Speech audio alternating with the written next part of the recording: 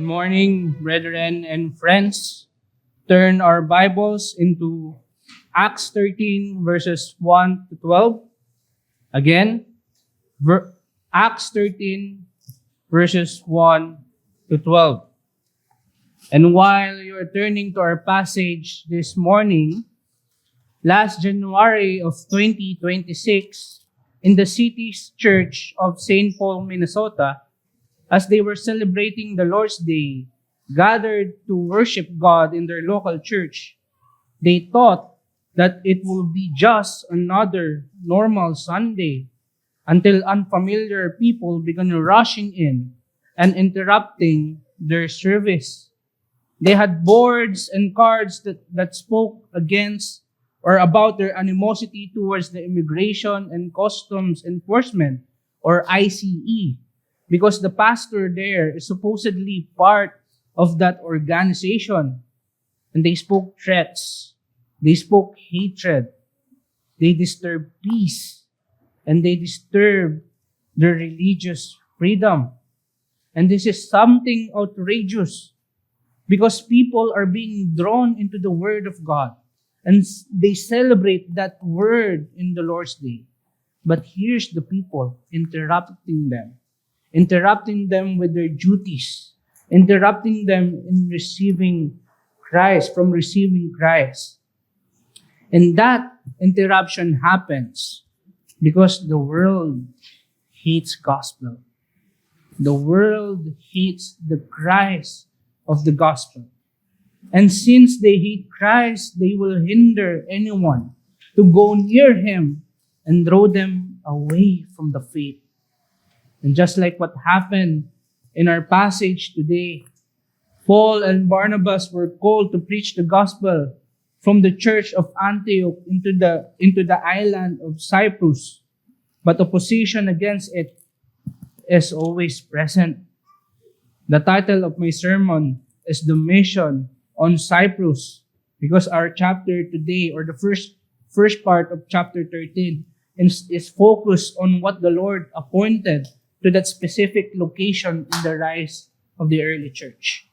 So let us now read the Word of God. Acts 13, verses 1 to 12. Hear now the words of our living God. Now there were in the church of Antioch prophets and teachers: Barnabas, Simeon who was called Niger, Lucius of Cyrene, Manaen, a lifelong friend of Herod the Tetrarch, and Saul. While they were worshiping the Lord and fasting, the Holy Spirit said, "Set apart for me Barnabas and Saul for the work to which I have called them." Then after fasting and praying, they laid their hands on them and sent them off.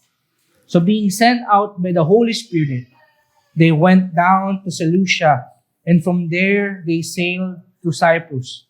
When they arrived at Salamis, they proclaimed the word of God in the synagogues of the Jews, and they had John to assist them. When they had gone through the whole island as far as Paphos, they came upon a certain magician, a Jewish false prophet named Bar-Jesus. He was with the proconsul Sergius Paulus, a man of intelligence who summoned Barnabas and Saul, and sought to hear the word of God. But Elymas the magician, for that is the meaning of his name, opposed them, seeking to turn the proconsul away from the faith. But Saul was also called Paul, filled with the Holy Spirit, looked intently at him and said, "You son of the devil, you enemy of all righteousness, full of deceit and villainy, will you not stop making crooked the straight paths of the Lord? And now, behold, the hand of the Lord is upon you, and you will be blind and unable to see the sun for a time." Immediately, mist and darkness fell upon him, and he went about seeking people to lead him by the hand. Then the proconsul believed when he saw what had occurred, for he was astonished at the teaching of the Lord. Blessed be the reading of the word of God.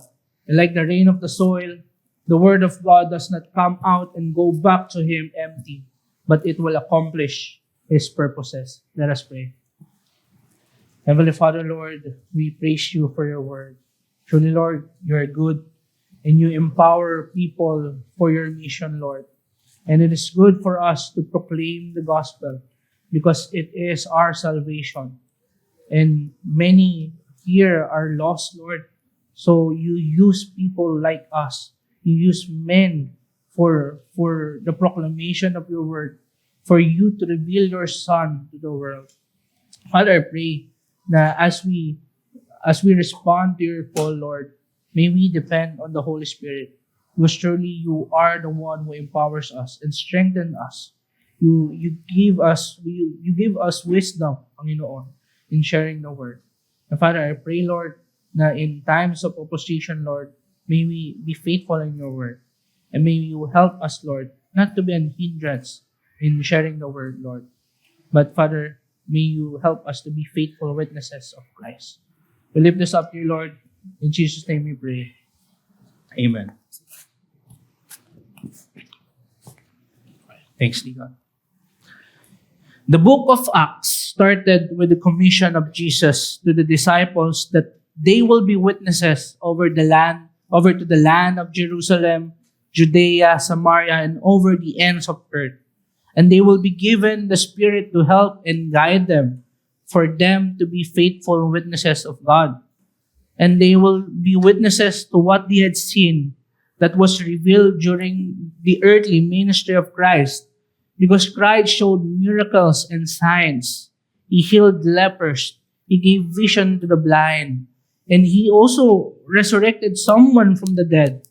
But the greatest miracle that he did was resurrecting again after 3 days when he died on the cross.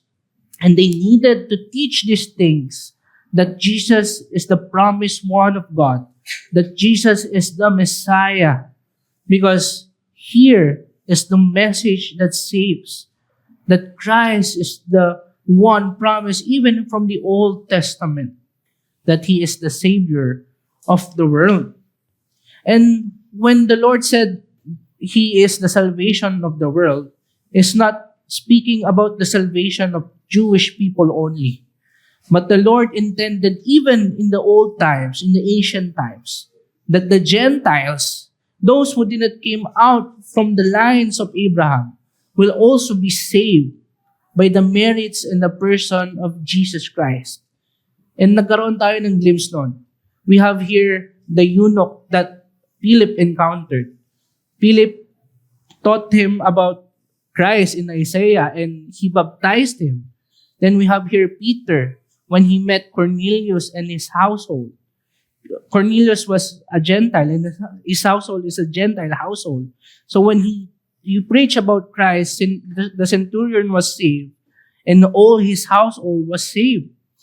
Then the Lord intervened to the rampaging soul, saving him from his bloodlust and consecrating him to be a servant as a main instrument to the proclamation of the gospel to the Gentile world. And lastly, we saw in Acts 11 that the Lord is acting in the church of Antioch, and this is a Greek city. So yung church na to is composed of Jews and Gentiles. And nandito yung overwhelming work of God. So Barnabas went to it and see the work of God. And it was in this city, in Antioch, that the disciples of the Lord were first called Christian. It was unusual in this time because they do not consist of Jewish people that are normally the disciples of Christ. But this is a church mixed with different backgrounds and races. This church became instrumental for the giving of relief during the famine that Agabus predicted or foretold in the church of Jerusalem. So we have here the church that God intends. A church that does not have prejudice, helping one another for the inner and outer man. A church, despite having great differences, uniting because they are all redeemed by one Lord. Pero despite the growth of the church, lagi yang may opposition. The Sanhedrin opposed them and even killed Stephen. Then, in the last chapter, we have Herod, who opposed the Christians and tried to stop the Christian movement. Yet, despite this happening in the life of the church, the advancement of the kingdom did not stop. The Christians continued to proclaim the gospel of Christ. And the word of God is still living in their time. Now, we are in the time that Herod was struck by the Lord and he died. This is the Lord saying that no one can hinder his word. And the church used this as an opportunity while one enemy was eliminated to continue preaching the word to the world of Gentiles. And what happened here in the first part of chapter 13 is the first planned missionary effort of the Church of Christ. And when I say mission, it is the sending of a church of gifted and skilled men to plant and build another church to another place na wala pang church doon. And the sending church here is the Church of Antioch. Because in the church here is the Church of Antioch. Sa verse 13, makikita natin yung microcosm of the diversity that this church has by presenting to us their leadership. We have Barnabas, a Levite from Cyprus, who served in the Church of Jerusalem.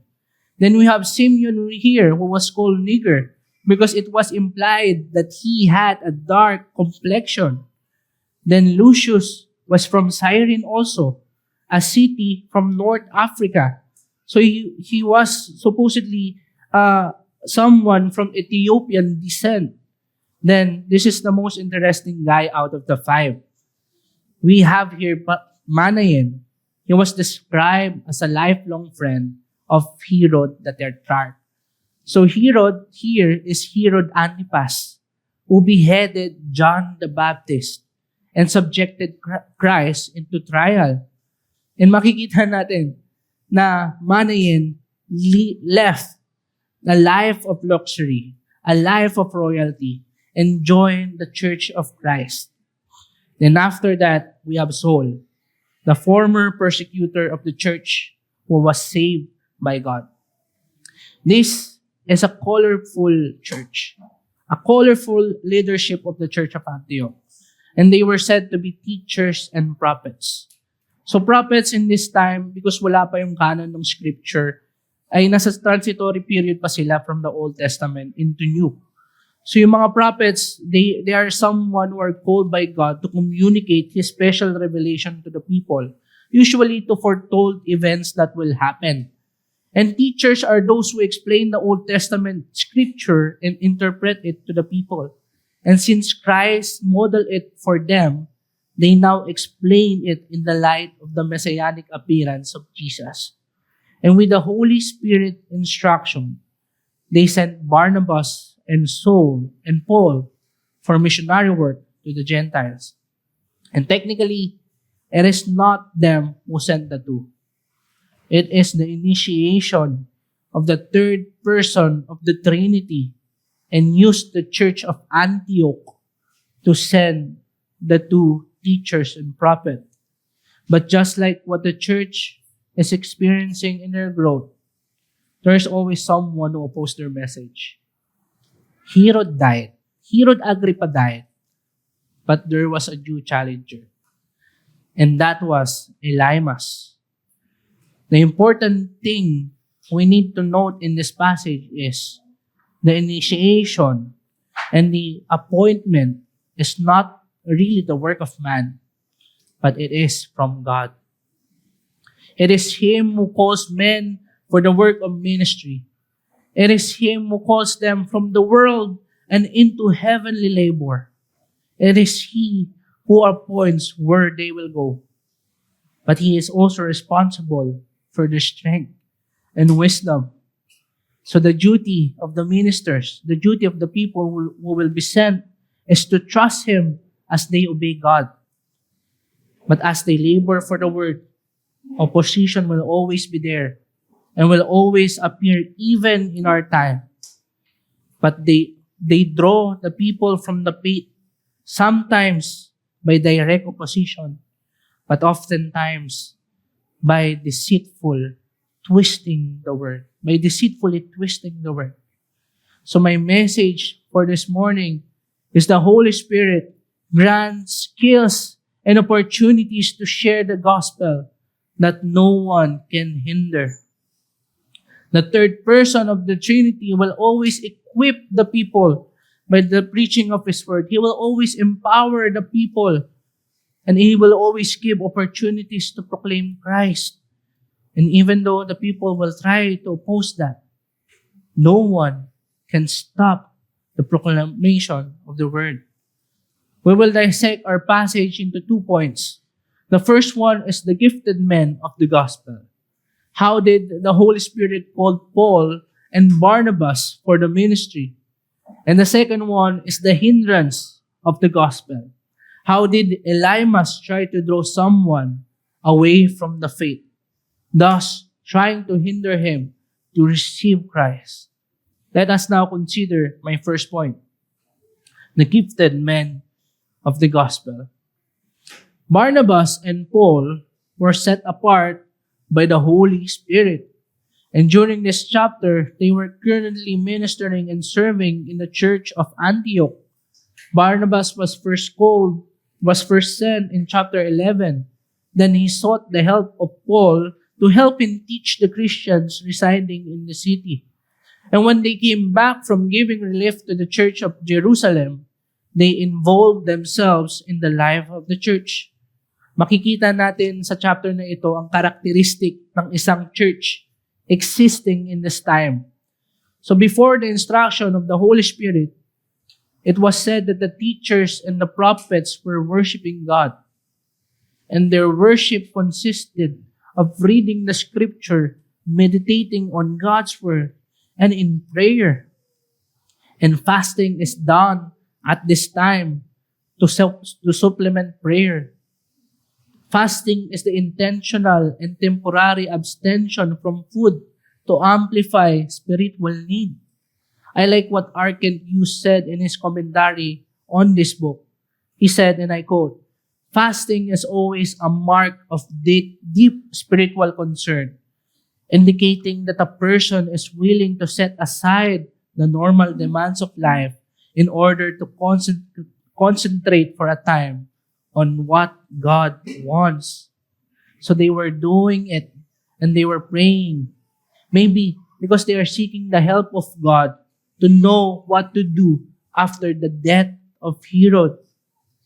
And they were answered by none other than the Spirit of God, the Holy Spirit. Some commentators said that the Holy Spirit spoke audibly, and some say that he spoke internally, but I do believe the former, because God has been instructing the saints during this time audibly to assure them that it is really Him who is talking. They needed to obey, they needed to obey this instruction because who was instructing them is God. Holy Spirit is God. The third person is divine. He is one substance with God the Father and with Christ. And since He is God, He has the same authority. He has the same power to instruct them. But the question is, why is He setting apart Paul and Barnabas? Paul and Barnabas are called because they have the experience and they have the gift to do what the Holy Spirit wants, to proclaim the gospel to the Gentiles. Barnabas was called the son of encouragement because of his gift to exhort people. In Acts 11, it was said also that he was able to teach. And he demonstrated with Saul in that he acts without prejudice, which is something that a normal Jewish disciple struggles pagdating sa mga Hentil, sa mga Gentiles. Then we have here Saul. And Saul's upbringing is good for the work that the Holy Spirit wanted. He was raised as a Jew, but lived in Tarsus, a city known for for the center of universities and worldly philosophies. So he was well aware on how the Gentiles think. He was also a gifted teacher and a gifted preacher, and was especially called by Jesus Christ to be the main instrument for the proclamation of the gospel to the Gentiles. Actually, here's the first time that he was called Paul, his Roman name. Because here in this chapter, we can see his relation to the Gentile world. And yung mga further verses and chapters, makikita natin na nagfo-focus siya sa Gentiles. And after the teacher and the prophets of Antioch heard the Holy Spirit instruction, they fast and prayed again. Then after, they laid their hands to the two. And this show their dependence to God, their dependence on God.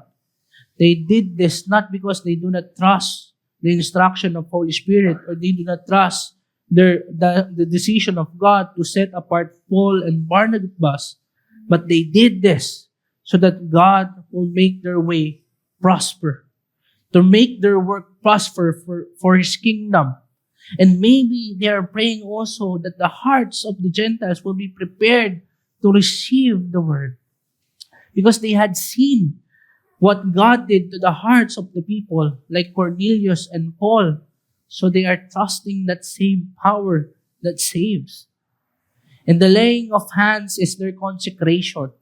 It is a public acknowledgement of God's calling and a declaration of unity with them. Just like how the priest laid the hands to the goats to identify with him with his sin.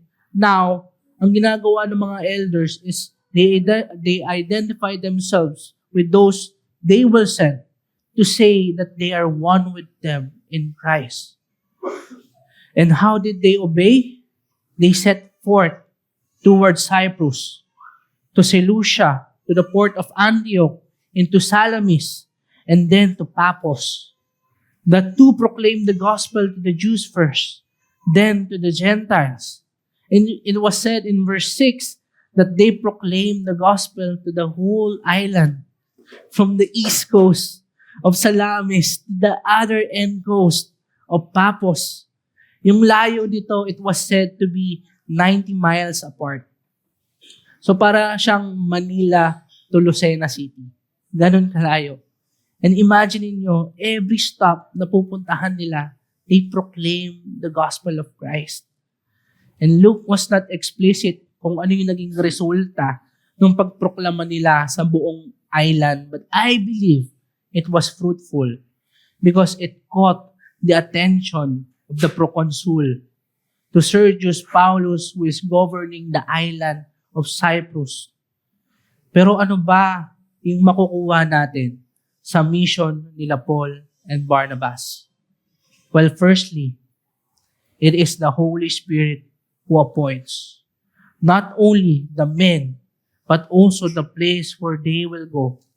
Since all things are decreed by God, and the Lord sees that it is good for them to go to Cyprus. It was not explicit that the Holy Spirit told them to go in this place, but it was providential that Barnabas was from this city. Nonetheless, we can see the initiative of God.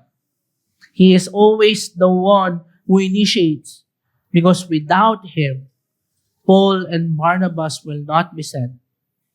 And without them, the proclamation to the Gentiles will go to a halt, not because God can be stopped, but because by His great wisdom, He used these men for the salvation of those who were outside Israel. But in our time now, the Spirit does not normatively speak audibly to us. You might be asking, how can I know if I'm called by God? How can I know if I'm called to this work of ministry? Well, the specific will of God is a secret. It's a secret will. And it belongs to Him alone. But there's always a time that we will know if we are called. If we have that love for Him and His Word, and you find yourself studying with vigor, digging the deep, deep treasure of God. And if we have that love for His people, that they are always on our mind and you are praying for them all the time. And if you are granted the gift to speak, the gift to preach, but kasi normally, we don't have this. We don't have the love for God. We don't have the love for the Word. We don't have the love for His people. And our gifts are used only for our pleasure and only for our benefit. But here's the thing. Although not all, but some men are called to be ministers of God, but all of us are granted with the same Spirit. All of us are granted with the same Spirit. So it means that we are called to proclaim Christ to the world. That we are empowered with the same Spirit to proclaim Christ to the world. So my point is, it is the Holy Spirit that calls and sustains people for the work of ministry. It is the work of the Spirit that calls and empowers people for the work. It is not the work of men to call. It's not even meritorious. But even these skills and gifts are all granted and given by God. The Holy Spirit are responsible for our spiritual gifts, the skills, the opportunities, our upbringing. It was all orchestrated by God. And although there is diversity in gifts, yes, but we are all strengthened and we are given wisdom by the same God when we proclaim the gospel of Christ to the lost. This is the same helper that Christ promised in John 14 to help us remember the teachings of Christ and abide in Him. And this is the same wisdom that the Lord promised in Luke 21 when He said that the disciples will be presented to the kings and to the rulers. And this is the same power promised in Acts 1 for us to be faithful witnesses of God. But this promise was not given only to the prophets and the teachers, but this promise is given to all the disciples. This Spirit of Christ, this God, help us now by equipping us through the preaching of the Word, revealing our sins to us, yet revealing also our Savior. And even if the Spirit does not audibly instruct us what we will do and where we will go, He convinces us that it is good to proclaim the gospel to the lost. And the people who need Christ are everywhere in our lives. And God is sovereign in everything that takes place. In every upbringing and training that we experience and are experiencing right now. We are from different backgrounds, whether we grew up poor, rich, or skilled with hands, or skilled in reasoning. We are saved from different sins, whether from anger, lust, covetousness, anything that is against God. And right now, we are appointed to different places. You might be working freelance or corporate in office, or maybe you have business and you have employees. Maybe you are in the hospitals or schools. And the Lord also granted different gifts. Some are given with the skills in teaching, some with making music. Many are good with their hands. Many are good with people. And all these appointments are ultimately the work of God. And yes, the members of the Church of Christ are diverse, but we are called into one mission. That is to be faithful witnesses of God. So every time we receive the benediction and we are sent out to the world, the Lord expects us to be salt and light. But in this duty, this difficult duty, we still rely on God, on the Spirit that helps us. So my challenge for you is to depend on the Holy Spirit for the evangelistic work appointed to you.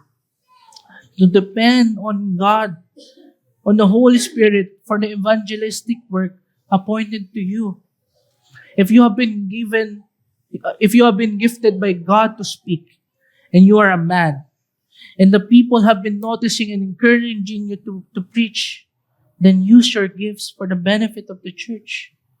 Pray that the Lord will give you opportunities, will strengthen you, and make you improve in your gifts.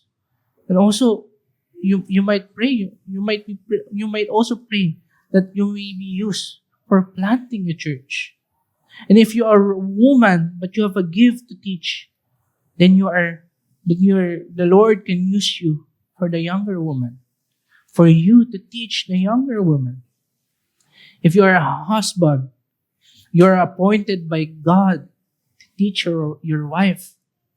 And if you are a wife, together with your husband, you are to teach your children. And if you work, then we are called to be witnesses in our workplace, to share the gospel to our fellow workers. And if you have a family member who is not yet in the Lord, if you have a husband na hindi pa believer, a wife, children, uncles, aunties, pamangkin na hindi pa believer, that we are called to be witnesses to them. The Lord puts us in our current place right now for a reason. And the Lord will give us opportunities to proclaim Christ.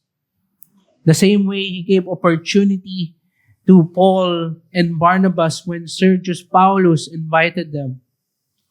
But these divinely ordained works need dependence on Him, because this is a difficult job and many will oppose us.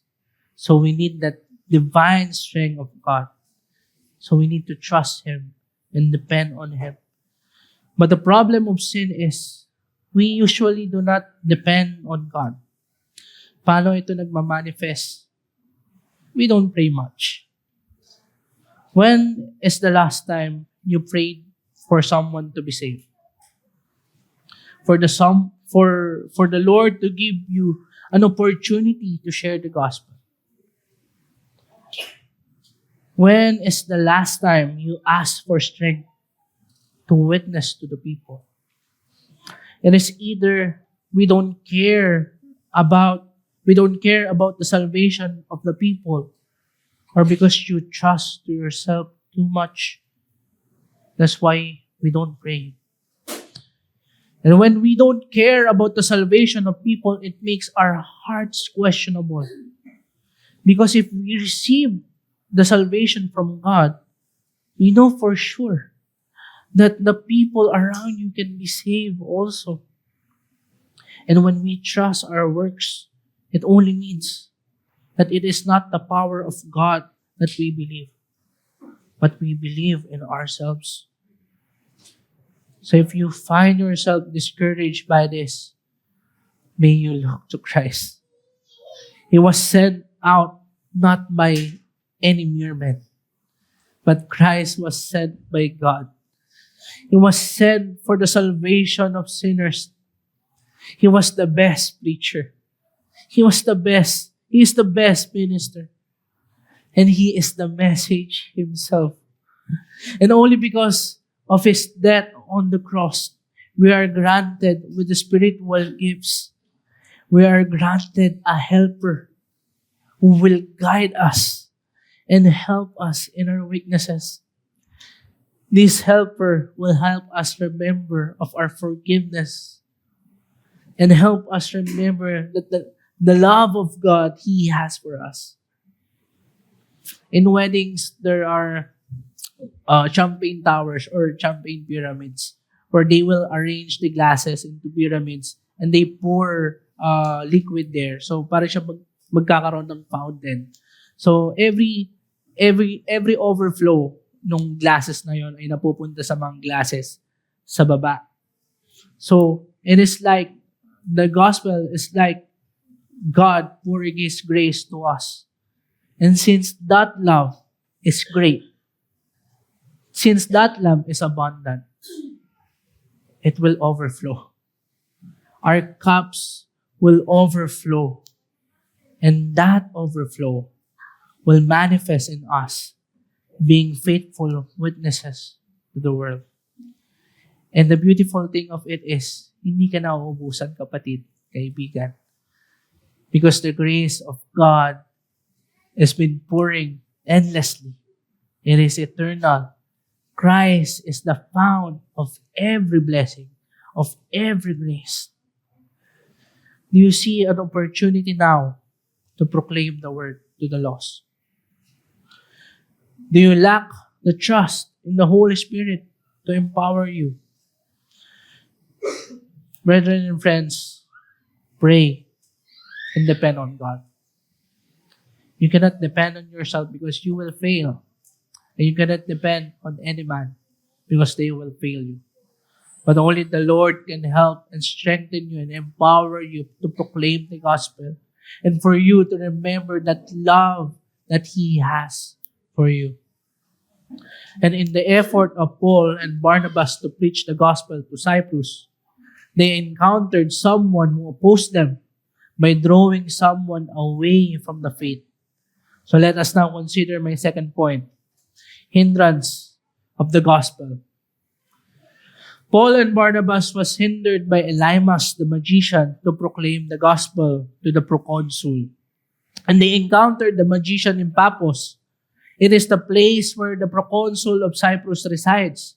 And in this area, they worship the Paphian goddess who is Venus or Aphrodite. So dito, merong mga tinatayong templo to make animal sacrifices for the goddess. And since she is a goddess of prostitutes, prostitution may be prevalent in this area. And makikita mo yung reason kung bakit kailangan nilang pumunta sa Paphos to proclaim the word of God to that pagan city. And Elymas is under the employment of the proconsul Sergius Paulus as a counselor. Siya yung nag-guide kay proconsul, kay Sergius Paulus sa mga decision-making niya. So a proconsul is a governing position designated by a senator under the time of Claudius. So para mas maintindihan natin ito, para lang siyang mayor in the city. So he was described, si Sergius Paulus, he was described to be a man of intelligence according to verse 7. Not because he received the gospel readily, but he was known to be intelligent, a man you can reason with. And to be a proconsul to govern people, you need to be a renowned and a man with certain intelligence.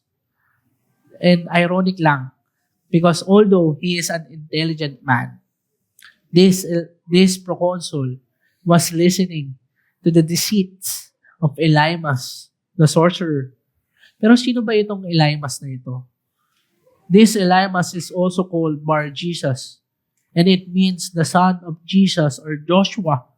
And Jesus was a common name that time, but it gives a contradicting notion to call him the son of the Savior.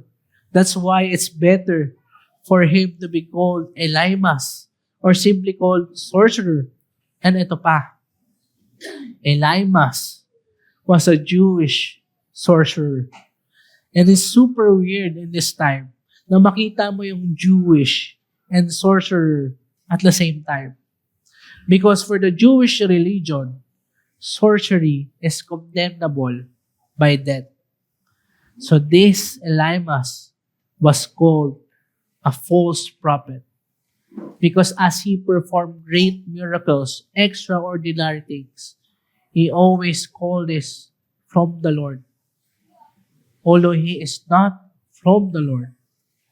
So he tried to draw Sergius Paulus away from faith when he saw that the proconsul invited Paul and Barnabas, the true servants of God. Because if the proconsul believed in Christ, then it will cause him a position under Sergius Paulus. It will cause him his employment. So he tried his best to convince him. But how did Paul respond? Paul, being filled with the Spirit, looked intently at him because he wanted to communicate that what he was doing is a serious thing, that what he was opposing is not mere men but God. And Paul rebuked Elymas and said, he is a son of devil. Why? Because like his father, he opposes all righteousness. He was full of deceit and mischief, twisting the word of God for his own benefit. And twist the word with Paul's own language, making the straight paths of the Lord crooked. So we can also say that these words can refer also to the path that the Lord made for Paul and Barnabas to go to and share the word to Sergius Paulus. However, Elymas was hindering it. Elymas did not know that no one and nothing can hinder the proclamation of Christ. As Isaiah 40 verse 3 to 6 said, yung binasa natin kanina, a voice cries, in the wilderness prepare the way of the Lord, make straight in the desert a highway for our God. Every valley shall be lifted up, and every mountain and hill be made low. The uneven ground shall become level, and the rough places a plain. And all the glory of the Lord shall be revealed, and all flesh shall see it together. For the mouth of the Lord has spoken. Then Paul said that the hand of the Lord is upon him to pronounce judgment, not from him, but from God. And he said that he will be blind and unable to see the sun for a time. Then it happened. A mist and darkness immediately fell upon him, and he groped for help. He groped for someone to help him. And this is the judgment of God for his sins, because he was blinded by his own treachery. He was blinded by his own tricks and lead others to darkness. And he cannot heal himself with his magics. He cannot heal himself with his sorcery and his counsels, because all of these are fraud. But in this instance, the proconsul believed. He was converted. Not only because he saw what happened to his counselor, although it authenticates the power of God that was proclaimed by Paul, a power that dominates the sorcery of Elymas. But he believed because he was astonished by the teaching of the Lord, by the teaching of God. And Paul and Barnabas were not teaching anything. They were not teaching lofty words and lofty wisdom. But as Paul said in 1 Corinthians 2, he was preaching that Christ crucified. And many people today still oppose the gospel. And they will do their best to hinder it. But this is the thing that they don't know. And they avoid knowing that God will judge them. The judgment of God is upon those who hinders the advancement of the Lord's kingdom. This is the reality, that the hand of God is upon those who hinders the advancement of His kingdom. It is the will of God to reveal Himself as the Redeemer of His people. And He let this thing know by the proclamation of His Son. But because the entrance of sin, but because of the entrance of the sin in this world, there are many who opposes this very message. Some of it will outright say that they hate the gospel. So they are conspicuous in their efforts in fighting against it. Many atheists are like that, and those who have different worldviews. But the most dangerous enemy is those who are deceitful and living in subtleties. These are the enemies who hide in the facade of Christianity, like Elymas, who was a false prophet. They offer peace with God, although there is none.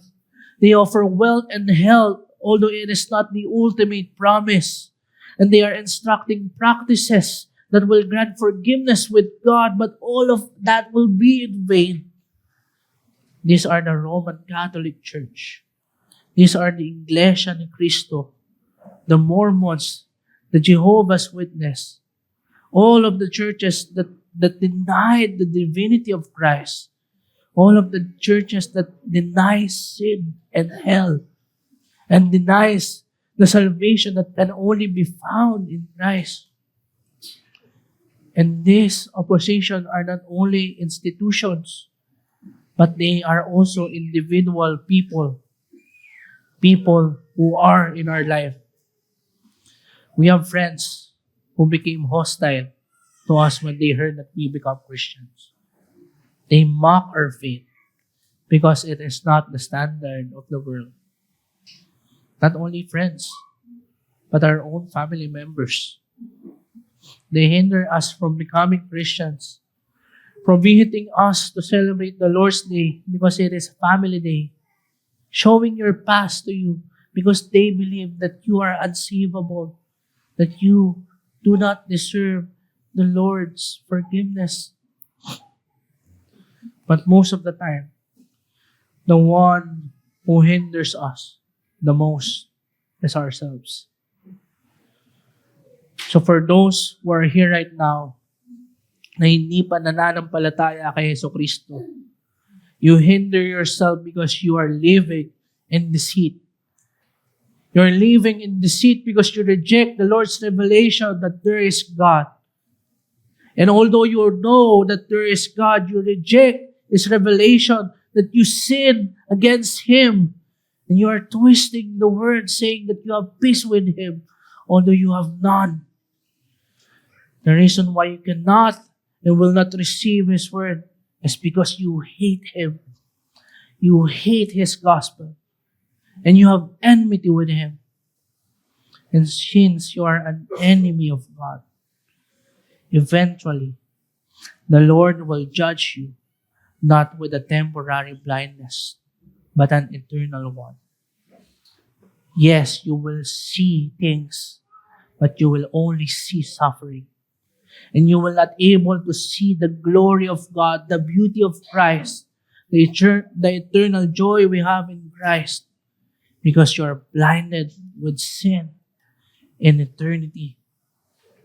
But if you are saying that you sin against Him now, and it is weighty to you, it is heavy to you, then you need to repent and have faith in Jesus Christ. Because only by Him we are saved and not of works. Only by Him we are forgiven because He died on the cross. He died the death that are supposed to be for us. And He carried our sins for the pardon for us. And He lived a righteous life and put that righteousness for us, for those who will believe in Him. So kaibigan, there is a sincere invitation for you to come. The Lord is abundant in mercy. So plead for Him for mercy. And for my brethren, hindi din tayo kawala dito because there are times that we are the reason why people are drawn away from the faith. We hinder them because of our sins. Because we are showing a bad testimony to them na para bang we are not saved from our former life. We hinder them also because we are not sharing the word to them. That we are falling into the sin of omission. That we are not seeing their need of Christ, their need of salvation. Because we don't want to put any effort in sharing Christ to them. Brethren, it is our duty. It is our duty to be faithful witnesses of our Savior. So my challenge for you is, don't be a hindrance in proclaiming the gospel by being faithful witnesses of Christ. Don't be a hindrance in proclaiming the gospel by being a brother keeper, by loving your brethren, by sharing the word to your brethren, by being faithful in the word. But the problem of sin is we are becoming a hindrance to a brother or to someone that wants to be in faith. Oftentimes we say, the Lord teaches me this, and the Lord teaches me that. But these wisdoms are from the world. You say things about marriage. You say things about work. You say things about happiness. But you're twisting it. You're twisting the word for your benefit and not for the spiritual good of your brethren. And okay, let's say that you're proclaiming the word. Yet, the people see that you have difficulty following it. The people see that you have difficulty living in it, living and abiding in Christ. And with this, the people are drawn away from faith, saying, ganito palang Christianity. Huwag na lang. Parang wala naman siyang pinagkaiba sa mundo. This is a sad statement, mga kapatid, mga kaibigan. Brethren and friends, we all struggle with sin. And people will always look at us. And in our failure to be good witnesses, we are not responding to our call to be children of God. But we are doing the works of someone who belong to the devil. Yet, even if we deserve the Lord's hand to be upon us, even if we deserve to be stricken, even if we deserve for God to smite us, His hand fell upon Christ.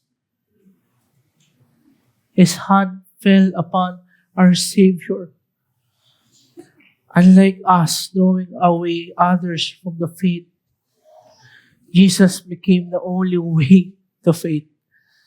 Unlike us who are blind, the Lord sees God's glory. Christ sees God's glory, and it is radiant in Him. And He gave vision to the people for them to see His glory.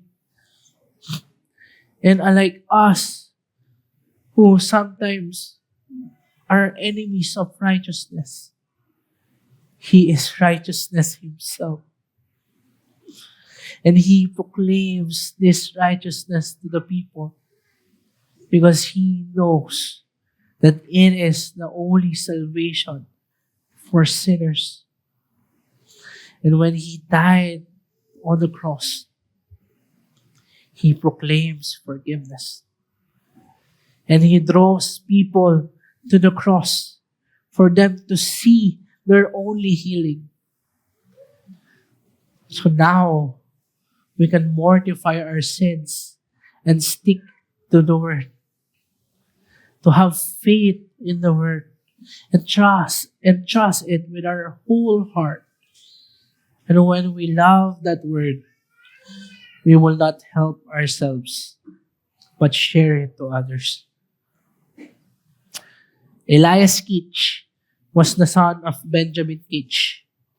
He was trained to be a preacher and was sent to America to minister. But the thing is, he was not converted. This son of Benjamin Kitch was not converted.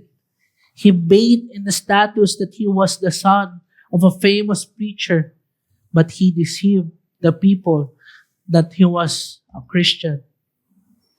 Yet, in the midst of his preaching in the year 1686, the very words that he was preaching struck him.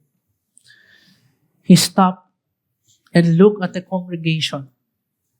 In the midst of his preaching, he stopped and looked at the congregation, trembling and astonished.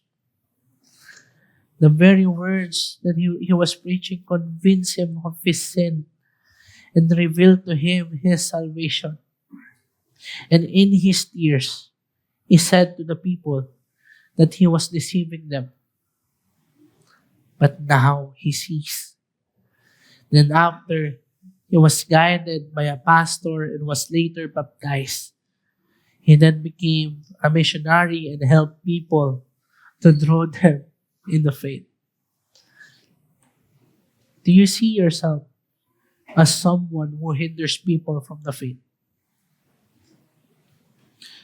Or do you hinder yourself to going near to Christ?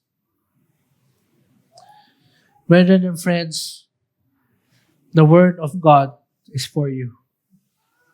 It is only by Christ that we are drawn into the faith, because the Lord offers something that the world cannot. The Lord offers peace with God. And the Lord offers forgiveness in Him. And the Lord offers everlasting joy. God calls people to proclaim the gospel to the world. But despite the world's opposition to the good message, the Holy Spirit equips and sustains for the work of ministry, enabling the advancement of His kingdom, even in the midst of interruption. Let us all pray. Heavenly Father, Lord, we praise you for this time. Truly, Lord, you are good and you are enabling men, Panginoon, to advance your kingdom, Lord. Father, I pray that may you bless this church. May you give the church of able men, Lord, to preach your word. Will you empower us also when we go down to the mount, from the Mount Zion. May you strengthen us to share the words to the people, to the lost, to our family members, to our fellow workers, Lord, to our other relatives, Lord, to our friends. Because we know, Lord, that the message that we proclaim is the message that saves. But in this demanding duty, Lord, we know that our strength is from you, that we can only be strengthened by you, Lord. So, Father, help us to depend on you. Help us to not hinder our brethren to receive Christ, Lord. But, Father, may they see that we are only weak and we depend on the same Savior. We lift this up to you, Lord. In Jesus' name we pray. Amen.